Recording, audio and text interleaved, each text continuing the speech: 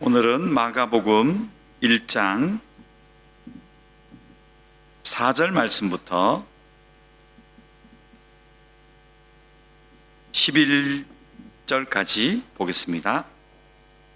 신약성경 마가복음 1장 4절 말씀부터 11절까지 말씀을 한 목소리로 함께 읽겠습니다. 세례 요한이 광야에 이르러 죄 사함을 받게 하는 회개의 세례를 전파하니 온 유대 지방과 예루살렘 사람이 다 나아가 자기 죄를 자복하고 요단 강에서 그에게 세례를 받더라. 요한은 낙타털 옷을 입고 허리에 가죽띠를 띠고 메뚜기와 석청을 먹더라. 그가 전파하여 이르되 나보다 능력 많으신 이가 내 뒤에 오시나니 나는 굽혀 그의 신발끈을 풀기도 감당하지 못하겠노라. 나는 너희에게 물로 세례를 베풀었거니와 그는 너희에게 성령으로 세례를 베푸시리라. 그때에 예수께서 갈릴리 나사렛으로부터 와서 요단강에서 요한에게 세례를 받으시고 곧 물에서 올라오실새 하늘이 갈라짐과 성령이 비둘기같이 자기에게 내려오심을 보시더니 하늘로부터 소리가 나기를 너는 내 사랑하는 아들이라 내가 너를 기뻐하노라 하시니라. 아멘. 기도드릴까요? 하나님 감사합니다. 마가복음을 열었습니다. 말씀이 저희들에게 잘 들려지게 하시고 특별히 우리의 삶에 적용할 수 있는 그러한 마가복음 말씀 되게 하여 주시옵소서. 예수님의 이름으로 기도드렸습니다. 아멘. 네, 마가복음은 1장 1절이 마가복음 전체의 목적이라고 말씀드렸습니다. 그래서 원래는 이 마가복음 원어는요, 아르케라고 시작합니다. 시작이다. 시작이다. 예. 창세기 1장 1절 구조와 같습니다. 예. 창세기는 태초에 이렇게 시작하시죠. 그런데 신약 성경은 마가복음이 가장 먼저 기록되어져 있기 때문에 굳이 따지자면 신약 성경은 새로운 시작이다 이렇게 시작해요. 아르케라는 원어가 먼저 나옵니다. 한글 성경은 반대로 기록을 해서 좀 이 시작이라는 단어가 좀 약해 보여요. 그래서 세 가지 내용, 하나님의 아들 예수 그리스도의 복음의 시작이라 외우시면 좋겠어요. 이 마가복음은 이 1장 1절 말씀이 우리 머릿속에 딱 그려지시면 읽어보시면 이 이야기는 이 목적이구나. 그리고 이 내용은 이것을 말씀하시는구나. 선명하게 마가복음이 들어옵니다. 그래서 마가복음은 짧아요. 16장으로 구성되어져 있기 때문에 지난주에 꼭 읽어봐달라고 했는데 혹시 시간 때문에 못 읽으신 분들은 다시금 또 한 주간 마가복음을 읽어보십시오. 그런데 마가복음은 모든 내용이 1장 1절 하나님의 아들 예수 그리스도의 복음의 시작이라 이 말씀을 꼭 기억하셔야 됩니다. 그 당시 로마 시대 때 기록되어져서 황제가 신격화되고 있는 시대에 정말 하나님의 아들은 예수 그리스도다. 그리고 황제의 이 성은을 베풀어주고 어떤 그런 좋은 소식들이 사람들에게 전달되는 단어가 유앙겔리온이라는 로마 말을 썼고 있는데 우리 이것을 가져와서 마가가 유앙겔리온은 황제가 주는 좋은 소식이 아니라 예수가 주는 소식이 진짜 기쁜 소식이다. 도전적이에요. 굉장히 마가가. 그래서 유앙겔리온을 가져와 써버리죠. 우리는 지금 그것을 복음으로 쓰고 있죠. 그리고 시작이 먼저라 그랬죠. 그래서 새로운 하나님의 나라 시작이다. 이 목적으로 마가복음을 기록합니다. 굉장히 도전적이에요. 그래서 하나님의 나라는 사실 사탄 나라와 대결한다고 말씀드렸죠. 그래서 계시록에 보았더니 어린 양을 사령관으로 서 있는 무리 14만 4천 명, 그리고 또 한쪽은 용이 두 짐승을 끌고 나와서 딱 모래 위에 서서 대결하는 구도가 지금 영적인 구도입니다. 그래서 그런 측면에서 이 마가복음은 바로 이 예수님과 함께 서 있는 14만 4천 명의 군대의 모습을 그려주고 있다. 이건 계시록과 함께 보시면 좋겠습니다. 이거 다 말씀드렸던 겁니다. 자, 이제 그러면 이제 이 세 가지 관점을 가지고요 마가복음을 딱 들어가기 시작하는데, 마가복음은 조금 특이합니다. 바로 1절에 하나님의 아들 예수 그리스도의 복음의 시작이라, 자꾸 제가 되뇌일게요. 이거 머릿속에 집어넣으세요. 하나님의 아들 예수 그리스도의 복음의 시작이라. 자, 그럼 어떤 나라냐, 어떤 무엇가 복음이냐라고 했을 때 딱 처음에 들어가는 내용이 세례 요한 얘기를 한다는 거죠. 세례 요한. 그런데 이 세례 요한은 마태, 마가, 누가, 요한 4복음서에 다 나옵니다. 그래서 이 배치를 어디에다 해놓았느냐 하면, 예수님이 본격적으로 이제 하나님의 나라를 선포하기 바로 직전에 세례 요한을 배치해 놓았어요. 우리는 지금 성경으로 이 사실을 받았기 때문에 세례 요한 주 얘기를 예비했지, 그리고 예수님이 오셨지, 이렇게 쉽게 외워지잖아요.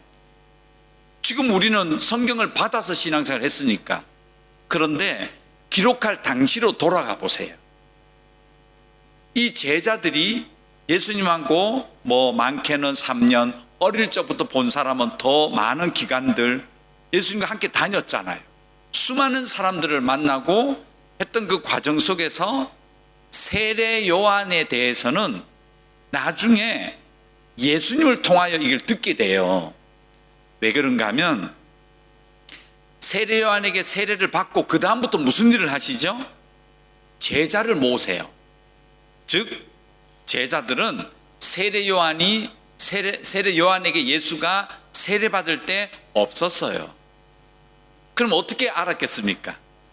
예수님이 세례 요한의 중요성을 당연히 제자들에게 가르치신 거예요. 그래서 제자들이 마태, 요한은 직접 사도고, 마가는 따라다녔던 제자고, 누가는 그렇지 않지만 그래도 다 알고 있었던 누가. 그래서 그분들은 이 예수님의 가르침 속에 세례 요한에 대한 이야기를 들었던 거예요. 예수님이 당연히 얼마나 중요한 역할을 했는지를 아마 이 제자들에게 가르쳤던 것 같습니다. 그리고 마태복음 좀 이따 찾겠지만 11장에 가보면 이 세례 요한에 대한 칭찬이 대단하죠. 여러분 알고 계시죠? 사람이 낳은 자 중에 세례 요한보다 큰 자가 없다, 이 정도로 예수님이 세례 요한에 대한 칭찬과 함께 비중을 굉장히 강조하셨던 거예요. 저는 이렇게 봐요. 세례 요한이 물론 그가 엘리야처럼 외모를 하고 있어서 그 당시 사람들에게 눈에 띄게 아주 그런 어떤 모습들을 보였겠지만, 유명해서가 아니라 예수님이 제자들에게 세례 요한에 대한 칭찬과 설명은 중요하기 때문에 그렇습니다. 유명해서가 아니에요. 사람 중에 뛰어난 능력 있는 사람 세례 요한, 지도자의 리더십도 대단하고 가르침도 잘하고 이 설교도 잘하고, 그게 아니었어요. 세례 요한은 중요한 일을 했어요. 세례 요한의 위대함을 기록한 게 아닙니다. 중요한 역할을 했습니다. 그래서 이 중요한 역할이 얼마나 중요했는지 마태, 마가, 누가복음에 다 기록해 놓았고, 요한은 조금 다른 각도죠. 요한은 반복해서 기록할 필요가 없었죠. 왜? 복음서 중에 제일 마지막에 기록했기 때문에 이미 마태, 마가, 누가복음이 기록된 사실을 또 얘기할 필요는 없던 거죠. 그래서 그 의미만을 간추려서 요한복음은 기록해 놨습니다. 그러나 중요한 것은 세례 요한의 중요성입니다. 그가 굉장히 중요한 역할을 했고, 예수님에게 세례 요한에 대한 충분한 공부를 했던 것으로 보여져요. 그래서 마가도 그렇고요. 복음서를 쓰기에 누구부터 딱 먼저 시작을 해야 되냐면 하나님의 아들 예수 그리스도의 유앙겔리온, 복음의 시작이라. 자, 어디서부터 이것을 생각해 보세요. 이 책을 그냥 하나님께 받은 게 아니잖아요. 마가가 제자로서의 그 기억을 가지고 목적을 가지고 소위 저자잖아요. 저자. 그럼 이걸 어떻게 풀어나갈까? 예수님의 이 유앙겔리온 복음을 무엇부터 시작할까 하다가 마가는 바로 2절부터 이 세례 요한에 대한 역할을 강조했다는 것이죠. 그래서 이것은 마가복음이 목적으로 하고 있는 그 목적으로 가는 중요한 가교 역할을 세례 요한이 했었다. 이걸 공부했다는 거예요. 예수님 제자들 다 훈련받았잖아요. 3년 동안 엄청나게 훈련받았거든요. 기도 훈련, 전도 훈련, 말씀 훈련, 봉사 훈련, 조직하는 훈련 다 받았잖아요. 예. 그 가운데 세례 요한에 대한 비중이 상당히 많았다. 이걸 볼 수가 있습니다. 자, 이 정도로 해보고요. 그러면 여러분, 우리가 여러분들이 아시는 세례 요한 하면 떠오르는 게 어떤 게 있습니까? 세례 요한 모습은 광야에 살았다, 메뚜기 먹었다, 꿀 먹고 살았다, 이런 이야기들 많이 하는데요. 복음서에 공통점이 하나 있습니다. 딱 한 단어로 오늘부터는 세례 요한 이러면 여러분 이 단어로 세례 요한은 이꼴, 세례 요한은 이 단어다 이렇게 외우셔도 돼요. 세례 요한은 회개입니다. 회개. 세례 요한이 와서 예수님 앞에서 한 모든 행위에 하나의 단어로 딱 정의하자면 회개입니다. 한번 읽어볼까요? 4절 갑니다. 4절 있습니다. 오늘 본문 4절 같이 읽겠습니다. 세례 요한이 광야에 이르러 죄사함을 받게 하는 회개의 세례를 전파하니 온 유대 지방과 예루살렘 사람이 다 나와 자기 죄를 자복하고 요단강에서 그에게 세례를 받더라. 아멘. 그 세례 요한 그러면 침례교도는 침례라 그래요. 의미 없어요. 그게 중요한 것이 아니고요. 세례 요한, 성이 세례가 아닙니다. 아시겠지만 요한이 광야에서 했던 그 침례와 세례의 목적이 딱 하나라는 얘기예요. 그것은 바로 회개를 말씀하기 위해서다. 그 회개를 강조했다는 거예요. 회개를 강조했다. 그 요한이 무슨 힘이 있겠어요? 요한이 구세주도 아닌데 요한이 사람들의 죄를 살 수 없잖아요. 그래서 그는 물로 요식, 씻는 행위를 보여준 거예요. 요한에게 그런 능력이 있으면 요한이 메시아죠. 그 사람들이 그랬잖아요. 오신 그이가 요한입니까? 아니라고. 나는 아니라고 그랬잖아요. 예. 대답을 그렇게 했잖아요. 나 아니라고. 난 그리스도가 아니라고. 왜냐하면 그 행위 자체가 그리스도인 줄 알았어요. 근데 요한은 얘기하는 거예요. 내가 침례를 주고 물 세례를 주는 것은 죄 사함을 생각나게 하는 회개에 이르게 하기 위해서다. 그 세례 요한의 세례는 회개를 가르쳐 주기 위한 거예요. 이거 중요한 게 있어요. 예. 회개에 대해서 강조를 해줬다는 거예요.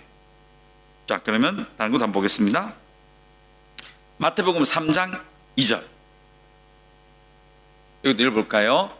그는 선지자 이사야를 통하여 말씀하신 자라 일러서되 강야에 외치는 자의 소리가 있어 이르되 너희는 주의 길을 준비하라 그가 오실 길을 곧게 하라 하였느니라. 7절. 예. 자, 이거 중요한 구절이에요. 읽어볼까요?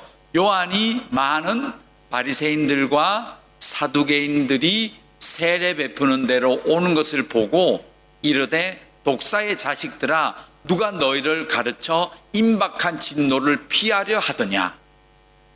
자, 보세요. 요한은 세례를 주는 것이 목적이었다면 아이고 어서 오세요. 네, 자기에게 세례 받으러 온 바리새인이 누굽니까? 사두개인이 누구입니까? 소위 말해 세상에서 율법을 가장 많이 아는 자들이에요. 지금 우리 목사 수준이 아니에요. 이 바리새인들 여러분. 우리가 지금 나쁜 의미로 바리새인은 나쁜 자꾸 여러분 개념을 갖고 있어서 바리새인들이 나쁘다고 생각하는데 사실은 그렇지 않아요. 바리새인은요 하나님 성경을 다 외우는 사람들이에요. 시편 몇 장 몇 절 쫙 나와요. 저 못 외워요. 저 봐야 돼요. 그게 바리새인들이에요. 근데 바리새인도 나왔다. 사두개인요, 이분들은 종교 지도자들이에요. 그러니까 이 사람들은 어찌 보면 죄인이 아니에요. 우리가 알고 있는, 오히려 하나님 앞에 종교 지도자고 목사고 아주 율법사들이고 그런 전문가들이에요. 그런데 거기다가 대놓고 뭐라고 날리는 거예요. 지금 요한이 독사 자식들이라고, 회개해야 된다고요. 이 임박한 진노의 날에 회개하지 않으면 너 다 죽는다고. 그러니까 요한의 메시지는 세례의 목적이 아니라 회개하는 데 있다. 그리고 그 대상이 많은 바리새인들과 사두개인들이었다는 거예요. 자, 좀 더 볼까요?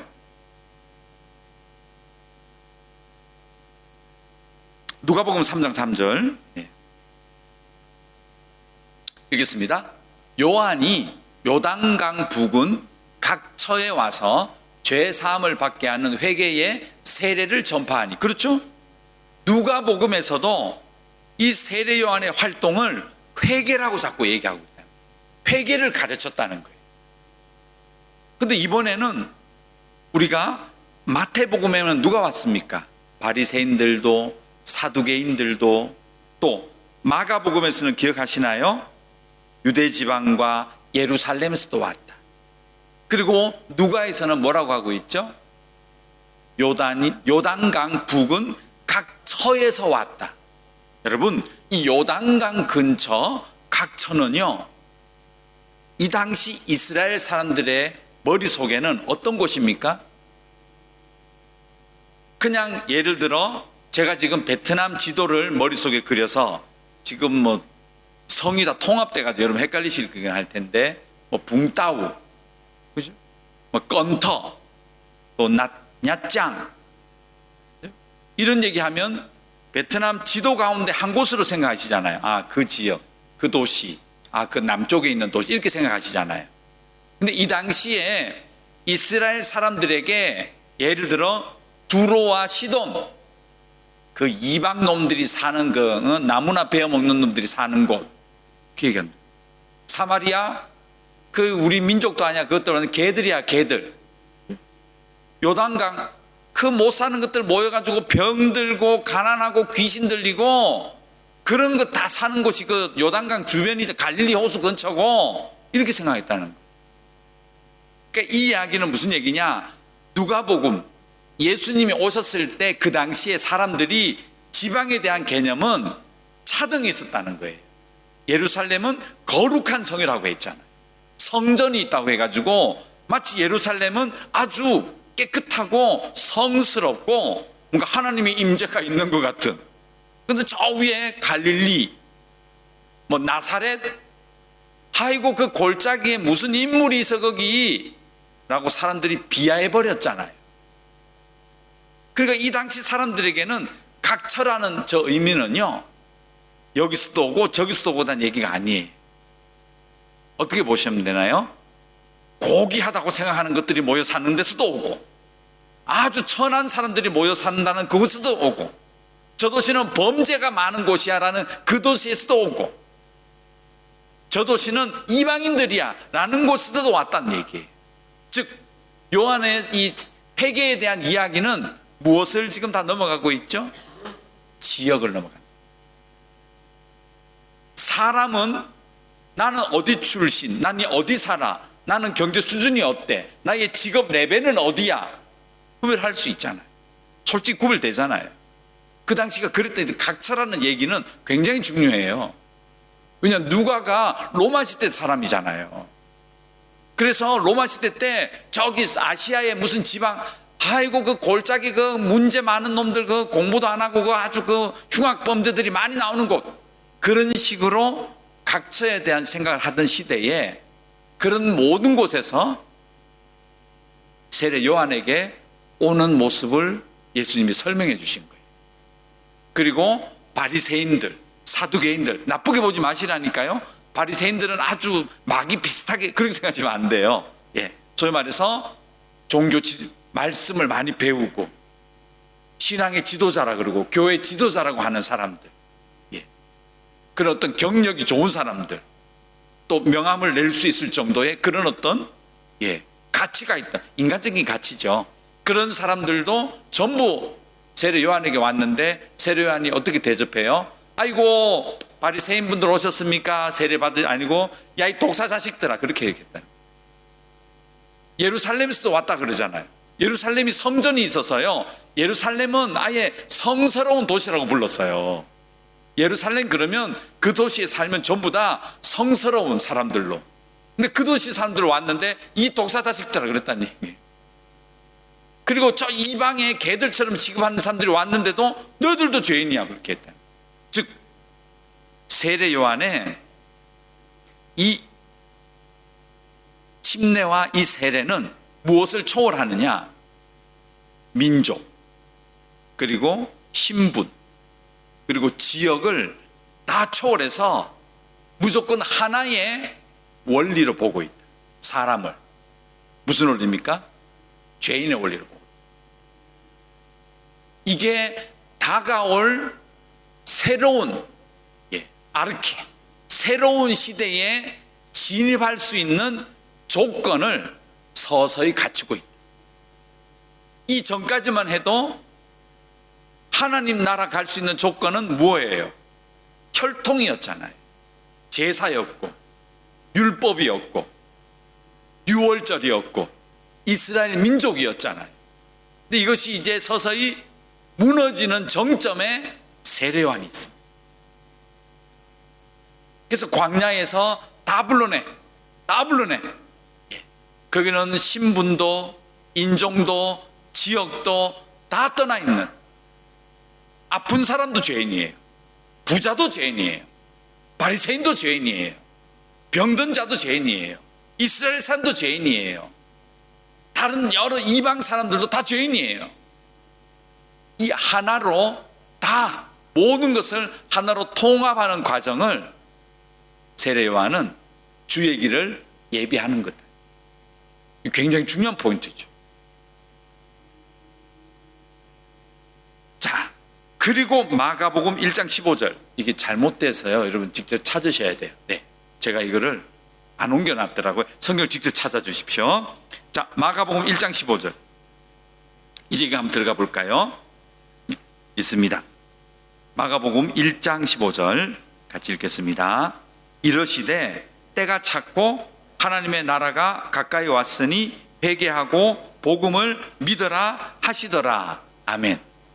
이게 마가가 예수님의 복음, 하나님의 아들 예수 그리스도의 복음의 시작이라. 실제로 이 복음이 이제 딱 예수님에 의해서 유앙겔리온 복음이 딱 선포되어지는 첫 마디가 뭐냐면 하나님의 나라가 가까이 왔으니 회개하고 복음을 믿어라. 예수님이 가져오신 이 복음은 황제가 주는, 로마 팍스 로마나가 주는 그런 평안과 희망이 아니라 전혀 다른 유앙겔리온을 가져왔는데, 너무 좋은 이 복음, 세계가 재창조될 만큼 이 아주 귀하고 소중한 복음은 조건이 하나 있다는 거예요. 딱 이 복음을 받기 위해서는 누구든지 어느 민족이든지 어떤 사람이든지 무엇을 했든지 하나를 해주라. 회개해달라. 이게 이제 세례 요한이 광야에서 주의 길을 예비한다. 하나님 나라로 가는 그 가교에 세례 요한의 회개에 대한 이야기가 딱 제시되고 있다. 정확히 맞아떨어졌죠. 자, 여러분 마태복음 11장 11절 이거 찾으십시오. 앞에도 있지만 제가 너무 중요해서요 화면으로 다 안 띄워놨어요. 너무 중요해서. 마태복음 11장 11절을 딱 읽으시면요, 그 밑에까지 읽으시면 이제 이 주의 길을 예비한다는 개념을 딱 잡을 수 있어요. 먼저는 마태복음 11장 11절 같이 읽겠습니다. 내가 진실로 너희에게 말하노니 여자가 낳은 자 중에 세례 요한보다 큰 이가 일어남이 없도다. 그러나 천국에서는 극히 작은 자라도 그보다 크니라. 예. 자, 여기 구분이 하나 나오죠? 구분이 하나 나오죠? 세례 요한이 여자가 낳은 자 중에 그보다 큰 사람이 없다. 엄청나게 커 보이는데 세례 요한이. 그런데 반전이 있어요. 뭐라고 하시죠? 그러나 천국에서는 제일 작은 자라도 이 세례 요한보다 크다. 그럼 우리는 세례 요한의 가치가 이거 뭐요? 천국도 못 가나? 이렇게 된단 말이에요. 이게 헷갈린단 말이에요. 세례 요한의 가치는 뭐야? 이렇게 띄워주시다가 한 방에 훅 갔네? 이렇게 생각할 수 있잖아요. 단순히 보면. 예. 이거 어떻게 풀어야 될까요, 이 성경? 그 밑에 답이 있습니다. 12절 가보죠. 읽습니다. 세례 요한의 때부터 지금까지 천국은 침노를 당하나니 침노하는 자는 빼앗느니라.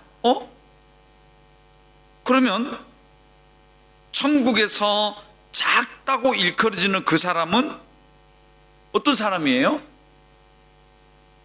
천국에 빼앗는 사람, 천국에 들어가 버린 사람이라는 얘기죠. 예, 비교가 되시나요?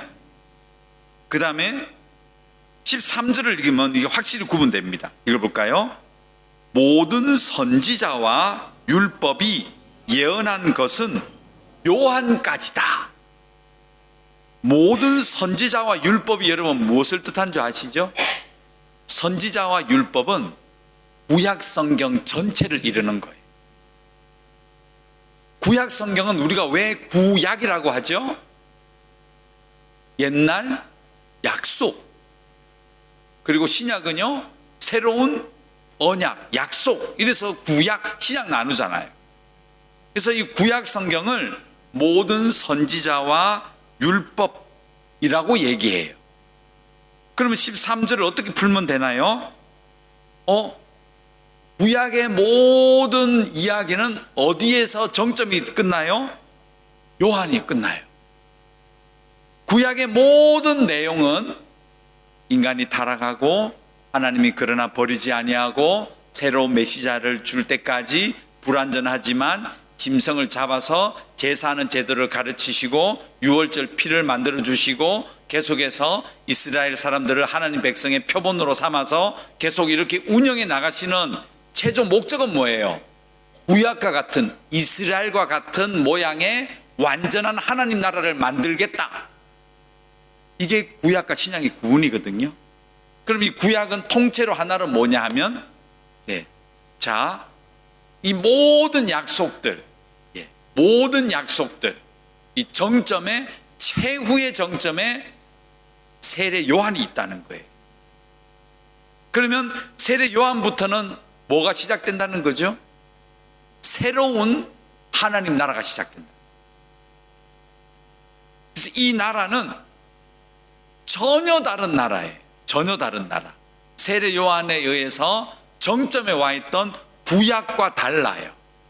그래서 얼마나 이 가치가 큰지 세례 요한의 그 가치가 약하다는 것이 아니고요, 우리가 알고 있었던 구약의 그 모양보다 훨씬 더 완전하고 풍성하고 감사한 시대가 예수로 말미암아 도래한다.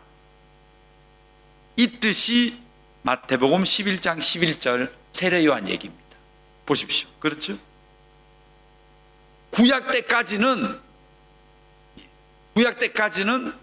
이 세례 요한의 모습이 그야말로 어떤 모습이었어요? 죽음을 보지 않고 하늘에서 불이 떨어지게 만들고, 그리고 회리 바람을 타고 하늘로 승천한 누구요? 엘리야.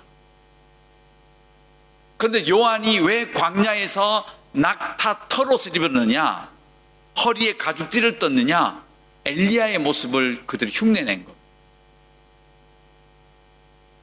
그러면 이 구약의 정점, 엘리야가 하나님의 사람으로 하나님 말씀을 잘 듣고 죽음을 보지 않고 하늘로 올라가고 하늘에서 불이 나와서 자기를 잡아러 온 50부장 그 50명의 군대를 두 번이나 다 불로 살라버리는 그런 놀라운 경험을 한 엘리야는 어디 인물이다?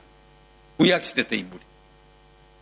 그래서 구약시대 때는 새롭게 열려질 하나님 나라를 미리 보면서 예견한 곳이라면, 이제 이 세례 요한이 정점으로 구약은 끝나고 새로운 시대, 새로운 천국, 하나님의 나라, 바실레아톤 우라논이라고 해야 되는데 이거를 한국 성경 마태복음에서는 천국이라고 번역했어요. 근데 바실레아톤 우라논, 하나님의 나라예요. 새로운 하나님의 나라에서는 작은 자라도 구약의 엘리야처럼 여겼던 세례 요한보다도 훨씬 더 소중한 복음, 가치 있는 복음을 소유한 그런 시대가 이제 열려진다. 조금 더 정리해 보면 세례 요한을 통하여서 구약과 신약이 구분됩니다. 그리고 무슨요? 하나님의 나라가 더 이상 이스라엘 나라가 아니고 어떤 나라요? 누구든지 이스라엘 사람이건 어떤 민족이건 그가 어떤 일을 하건 어디서 왔건 회개함으로, 회개의 조건으로, 이스라엘의 피해 조건이 아닌 회개의 조건으로 그 새로운 나라, 침노해서 들어온 하나님의 나라로 들어간다. 이것을 보여주는 것이 세례 요한의 위치입니다.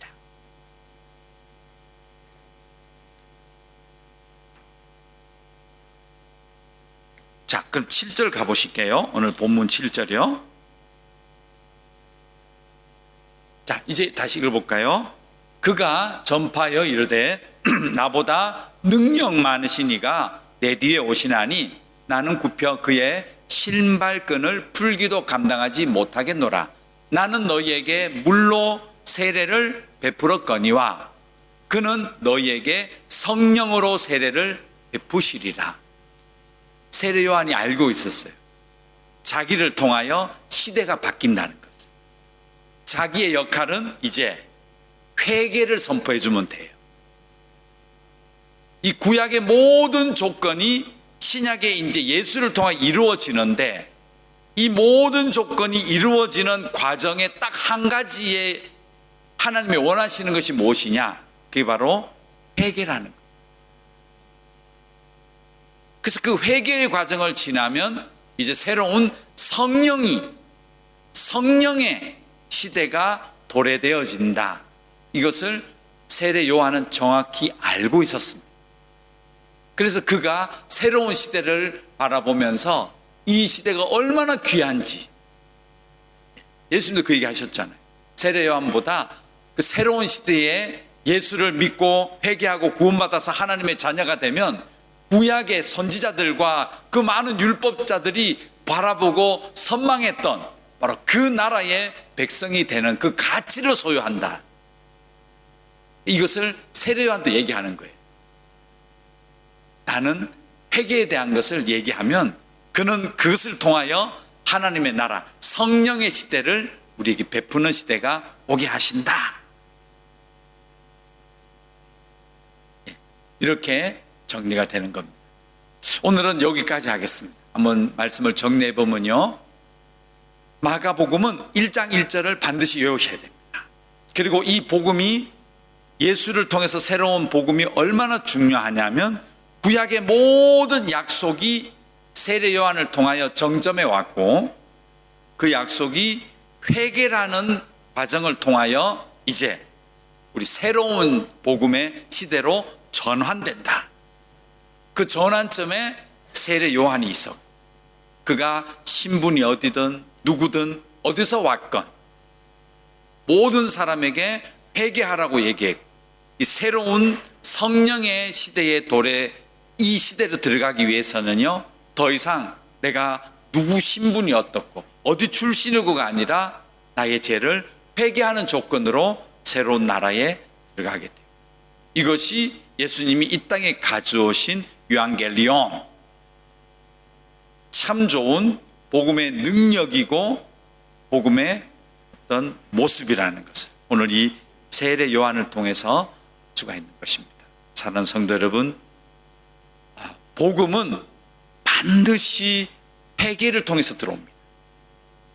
우리가 기도하고 말씀 보고 찬양하고 그 모든 순서의 목적은 회개로 기결되어져요. 그래서 예수님도 다른 얘기 많이 안 하셨어요. 이 새로운 시대, 성령 시대에 도래하는 제자들에게 무슨 얘기를 하셨죠? 기술적인 얘기가 아니고 항상 자기를 부인해라, 자기 십자가를 지고 나를 따라라. 저 기도하는 거 봤지? 미사어구 쓰고 잘 편하게 막 할 수도 있지만 더 중요한 것은 저 말도 못하고 가슴만 치고 있는 저 사람이 있지, 저렇게 기도해야 돼, 이렇게 얘기하셨잖아요. 뭘 요구하시는 거죠? 형식이 아니라 마음, 회개해달라는 거. 그게 새로운 사도의 조건임을 계속 강조하시는 거예요. 회개하라. 그래서 진정한 찬양도 자기가 회개하는 그 마음으로 드리는, 자기 자아를 내려놓는 것, 여기서 우러나오는 찬양, 진짜 찬양이라는 거죠. 말씀이 여러분 속에 작용하면 사람은 반드시 자아를 돌아보게 돼요. 그리고 그 자아를, 교만한 자아가 낮아지는 거죠. 엉뚱한 우상을 바라보고 있었던, 계시록에 있는 것처럼 사탄은 비슷하게 생긴 가짜를 자꾸 바라보게 하잖아요. 회개는 그 시선을 거두어내는 거예요. 그 시선을 다시금 하나님의 형상, 영광, 하나님의 보좌로, 사도 요한이 보았던 계시록에 나오는 그 보좌로 바라보는 그 과정이 회개예요. 그 회개를 통하여 우리가 우리에게 주신 이 성령 시대의 나라는 오로지 한 조건, 회개입니다. 여러분이 사업을 하시건 사역을 하시든 학업을 하시든 직장 생활을 하시든 한국 사람이건 베트남 살건 아무 의미 없습니다. 우리가 하나님 앞에 회개하는 자로 살아야 됩니다. 회개하는 자가 사업을 하셔야 되고요, 회개하는 자가 사역을 해야 됩니다. 회개하는 자가 삶을 살아야 되고요, 하나님 앞에 철저히 회개하는 자가 베트남을 살아가야 돼요. 그게 영향력이 거기서 나와요. 우리 기술이 아니에요. 우리 언어가 아니에요. 회개하는 심령이 하나님 나라를 이 땅에 도래하게 한다는 거 꼭 좀 기억해 주시고요. 저뿐만 아니고 우리 모두가 오늘 세례 요한이 주셨던 메시지, 누구든 상관없다, 독사 자식들아 회개해라, 그 메시지를 받고요, 삶에 적용하시는 여러분과 제가 되어지기를 간절히 소망합니다. 기도하겠습니다. 하나님 아버지, 감사합니다. 너무나 좋은 이 복음의 소식 우리에게 전해주셨는데 딱 한 가지를 바라셨는데 바로 세례 요한이 보여주었던 회개였습니다. 사랑하는 우리 믿음의 식구들이 우리 삶 속에 무슨 일을 하든지, 내가 어떤 사람이든지, 어디 출신이든지, 어디 살든지 회개하는 삶을 살아가게 하여 주시옵소서. 그러한 삶을 살고 또 돌아와서 예배하는 저희 모두가 되게 하여 주시옵소서. 예수님의 이름으로 기도드렸습니다. 아멘.